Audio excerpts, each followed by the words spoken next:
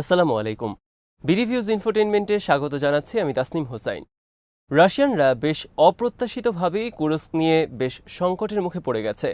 Ukraine নতুন ধরনের কিছু কৌশল অবলম্বন করে কুরস্কে সফল অভিযান পরিচালনার মাধ্যমে রাশিয়ার একটি বড় সামরিক অভিযানের পরিকল্পনা আটকে দিতে সক্ষম হয়েছে। ইউক্রেন কুরস্ক দিয়ে ঢুকে রাশিয়ার ভূখণ্ডের বেশ ভেতরে চলে গেছে। এক্ষেত্রে খুব একটা বাধার মুখেও তাদেরকে পড়তে হয়নি। অনভিজ্ঞ কিছু স্থানীয় ইউনিট ছাড়া রাশিয়ার সেনাবাহিনীর কেউ কোনো প্রতিরোধও করেনি। রাশিয়া এরই মধ্যে কুরস্ক অঞ্চলে ফেডারেল জরুরি অবস্থা জারি করেছে। হঠাৎ করে রাশিয়ার ভেতরে ইউক্রেনের সামরিক অভিযান নিয়ে বিস্তারিত থাকছে আজকের প্রতিবেদনে।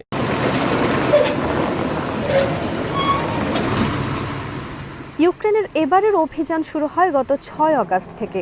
এ সময় রাশিয়ান সেনারা বেশ মারমুখী অবস্থায় ছিল। একই সাথে রাশিয়ানরা ইউক্রেনীয়দের পরাস্ত করার জন্য পর্যাপ্ত সৈন্য এবং বিশেষ অপারেটরও নিয়ে আসে। ইউক্রেনের এই অভিযান ইউক্রেন ও ন্যাটোর নীতি নির্ধারকেরা মিলে আগে থেকেই পরিকল্পনা করে। ইউক্রেনের সেনারা এখন যেখানেই পারে সেখানেই লড়াই করছে। তাদের মূল উদ্দেশ্য হলো এসব এলাকার নিয়ন্ত্রণ যতদিন পারা যায় ধরে রাখা।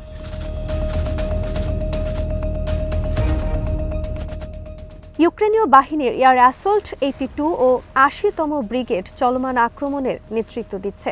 আবার ইউক্রেনের আর্মড ফোর্সের ২২ ও ৬১তম মেকানাইজড ব্রিগেডও অভিযানে সহায়তা করেছে। এছাড়াও ১৫০তম মোটরাইজড রাইফেল ব্রিগেড, ৫ম এয়ার অ্যাসল্ট ব্রিগেড, ১৫১তম টেরিটোরিয়াল ডিফেন্স ব্যাটালিয়ন এবং ২৪তম মাউন্টেন অ্যাসল্ট ব্রিগেডও সীমিত মাত্রায় এই অভিযানে অংশ নেয়।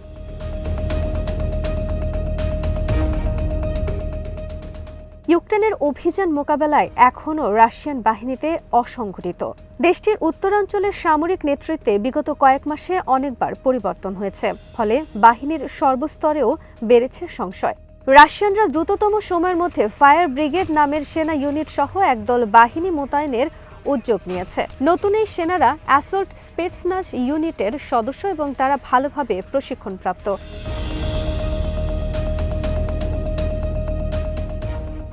রাশিয়ার যেটুকু ভেতরে ইউক্রেন সেনারা ঢুকেছে খুব শীঘ্রই বা সামনের যে কোনো সময় তারা সেখান থেকে বিতাড়িত হবে। কিন্তু রাশিয়া থেকে বেরিয়ে যেতে যে সময়টুকু লাগবে ইউক্রেন মূলত সেই ফায়দা নিতে চাইছে। এছাড়া কুরস্কে প্রতিরোধ গড়ে তুলতে না পারায় এবং সেনাদের প্রস্তুতি না থাকায় রাশিয়া যথেষ্ট সমালোচনার মুখে পড়ে। এতে কোনো সন্দেহ নেই, রাশিয়ান জেনারেল কমান্ডের কাছে ইউক্রেনীয়দের প্রস্তুতি সম্পর্কে যথেষ্ট তথ্য ছিল, কিন্তু এরপরও তারা আক্রমণ মোকাবেলায় তেমন কোনো প্রস্তুতি গ্রহণ করেনি।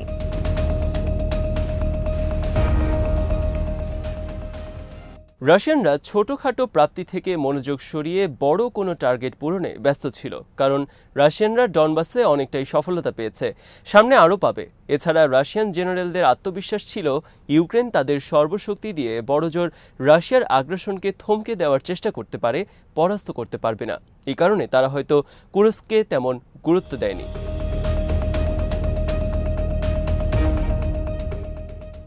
Russian chief of the general staff Valery Gerasimov এমনিতেও নানা ইস্যুতে বেশ চাপের মুখে রয়েছেন। সম্প্রতি রাশিয়ান নিরাপত্তা পরিষদের ২টি সভা হয়েছে, যেখানে রাশিয়ার প্রেসিডেন্ট ভ্লাদিমির পুতিন নিজে সভাপতিত্ব করেন। সে বৈঠকে গেরাসিমভ কুরস্ক পরিস্থিতি নিয়েও একটি প্রতিবেদন জমা দেন। এই প্রতিবেদনগুলো বেশ ইতিবাচক ছিল। তিনি কুরস্কের পরিস্থিতি সম্পর্কেও ভালো সংবাদই দিয়েছিলেন।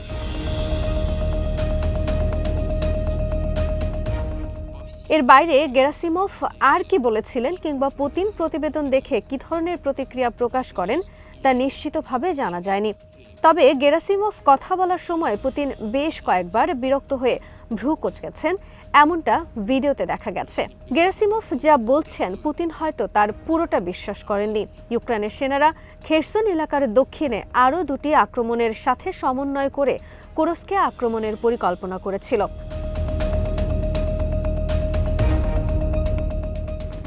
এই আক্রমণে নৌবাহিনীও অংশগ্রহণ করেছিল। ইউক্রেনের অভিযানের প্রথম অংশটি পরিচালিত হয় ৬ আগস্ট টেন্ড্রা স্পিটে। এরপর ৮ আগস্ট রাতে কিনবার্ন উপদ্বীপে হামলায় ড্রোন এবং ইলেকট্রনিক যুদ্ধের ব্যাপক ব্যবহার করা হয়। ব্যবহৃত ড্রোনের মধ্যে ছিল বাবা ইয়াগা ড্রোন।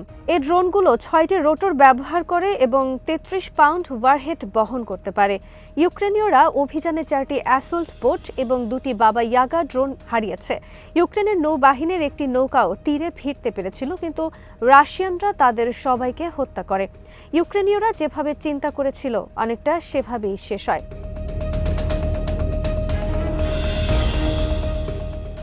রেকর্ড রাখার জন্য রাশিয়ানরা ইউক্রেনীয়দের ক্ষতির প্রতিবেদন প্রকাশ করেছে। রাশিয়ার সরকারি সংবাদ সংস্থা আরটি প্রতিরক্ষা মন্ত্রণালয়ের বরাত দিয়ে জানায়, এই অভিযানে ইউক্রেন 945 জন সৈন্যের সাথে 12টি ট্যাঙ্ক এবং 17টি সাঁজোয়া যান সহ 102টি সাঁজোয়া যান হারিয়েছে। রাশিয়া ইউক্রেনীয়দের বিমান শক্তি দিয়ে পাল্টা আক্রমণ করছে। এক্ষেত্রে রাশিয়া নির্ভুল স্ট্রাইক ক্ষমতাসম্পন্ন গ্লাইড বোমাও ব্যবহার করছে।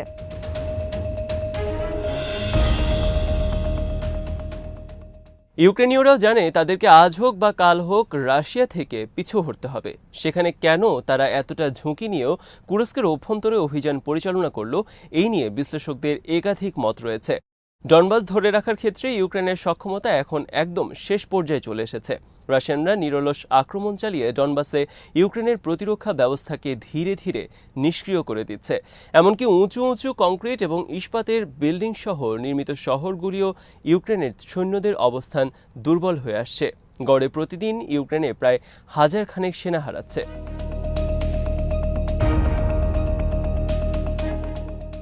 ইউক্রেনের অনেকগুলো ব্রিগেডের মনোবল শূন্যের কাছাকাছি চলে গেছে, যদিও ইউক্রেন বরাবরই তাদের ক্ষয়ক্ষতির চিত্রগুলো আড়াল করে আসছে। এরপরও ডনবাসের করুণ বাস্তবতা এখন অনেকেই জেনে গেছে। ইউক্রেন সম্প্রতি একটি খসড়া প্রতিরক্ষা আইন প্রণয়ন করেছে, যার আওতায় প্রতিরোধের অর্থ হল নতুন নিয়োগপ্রাপ্ত সেনাদেরকে নিশ্চিত মৃত্যুর আশঙ্কা থাকার পরও যুদ্ধক্ষেত্রে পাঠানো হবে।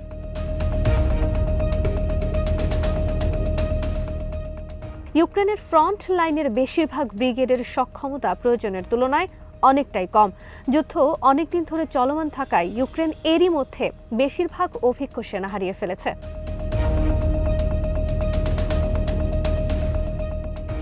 ইউক্রেনের নেতৃত্ব রাশিয়ার নেতৃবৃন্দের সাথে আলোচনার জন্য পশ্চিমাদের তরফ থেকে যথেষ্ট চাপের মধ্যে রয়েছে। এই চাপের কথা স্বয়ং ইউক্রেনীয় প্রেসিডেন্ট জেলেনস্কির স্বীকারও করেছেন। এই বাস্তবতায় জেলেনস্কি বহু জাতি শান্তি সম্মেলনের প্রচার চালিয়ে যাচ্ছেন, যেখানে রাশিয়াকেও আমন্ত্রণ জানানো হয়েছে, যদিও এরই মধ্যে রাশিয়া তাদের অনাগ্রহের কথা জানিয়ে দিয়েছে।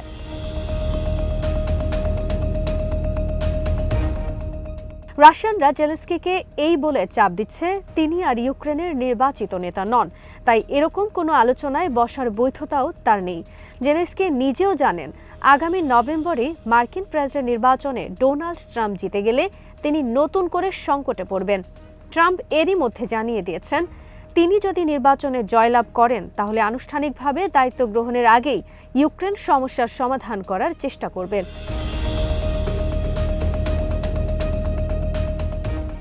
ইউক্রেনও তা বুঝতে পেরেছে। পরিস্থিতি সামাল দিতে তাদেরকে স্বেচ্ছায় হয়তো অনেক অঞ্চলের নিয়ন্ত্রণ ছেড়ে দিতে হবে। সব মিলিয়ে ইউক্রেন আর খুব বেশি দিন যুদ্ধ চালিয়ে যেতে পারবে না, আর ন্যাটো তাদের পাশে দাঁড়াবে সেই আশাও ক্রমশ ম্লান হয়ে যাচ্ছে।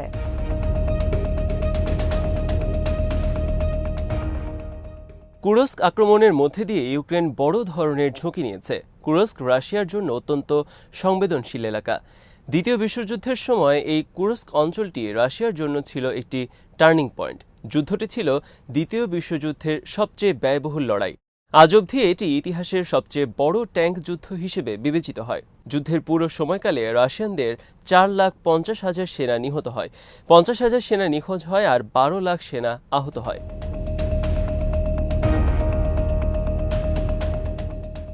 ইউক্রেন যদি রাশিয়ার এই স্পর্শকাতর অঞ্চলটি কয়েক মাস দখলে রাখতে পারে, তাহলে কুরস্ককে তার একটি ট্রেডিং কার্ড হিসেবেও ব্যবহার করতে পারবে। কুরস্ক আক্রমণের আরেকটি বৈশিষ্ট্য হলো ইউক্রেন আর ন্যাটো মিলে যৌথভাবে এই আক্রমণ পরিচালনা করেছে। অর্থাৎ রাশিয়ান আক্রমণের বিপরীতে ইউরোপ কিভাবে সমন্বিত পন্থায় মোকাবেলা করতে পারে তারও আগাম একটি টেস্ট হয়ে গেল এই কুরস্ক অভিযানের মাধ্যমে।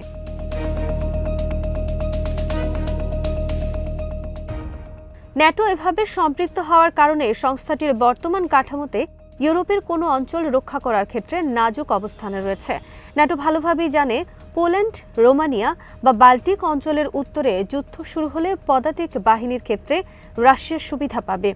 সেক্ষেত্রে বাল্টিকে ইউরোপীয়রা একসাথে কিভাবে রাশিয়ান স্থলবাহিনীকে মোকাবেলা করবে এর একটি নিরীক্ষা হয়ে যাচ্ছে এই কুরস্ক অভিযানের মধ্য দিয়ে।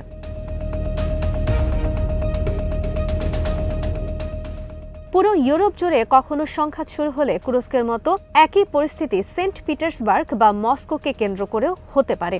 ইউক্রেনের কুরস্ক অভিযানের আরেকটি কারণ হল সুৎজা গ্যাস মিটারিং স্টেশন। রাশিয়ার শহর সুৎজা থেকে কয়েক কিলোমিটার দূরে রাশিয়া ইউক্রেন সীমান্তে অবস্থিত এই স্টেশন রাশিয়া থেকে ইউরোপে গ্যাস সরবরাহ করে। এটি ইউক্রেন রাশিয়া সীমান্তের 5 মাইল ভেতরে অবস্থিত। ইউক্রেন যদি এই স্টেশনটি উড়িয়ে দিতে পারে তাহলে ইউরোপকে যুক্তরাষ্ট্র থেকে এলএনজি রপ্তানির ওপর নির্ভর করতে হবে। কুরস্ক অভিযানের মতো এই স্টেশনটিও ইউক্রেনের জন্য রাশিয়ার সাথে দর কষাকষির একটি হাতিয়ার হতে পারে।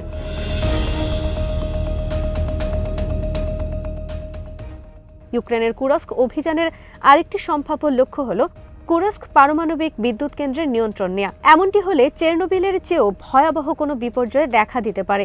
ইউক্রেন এসব লক্ষ্যে শেষ পর্যন্ত সফল হতে পারবে কিনা তা নিয়ে অবশ্য সংশয় আছে।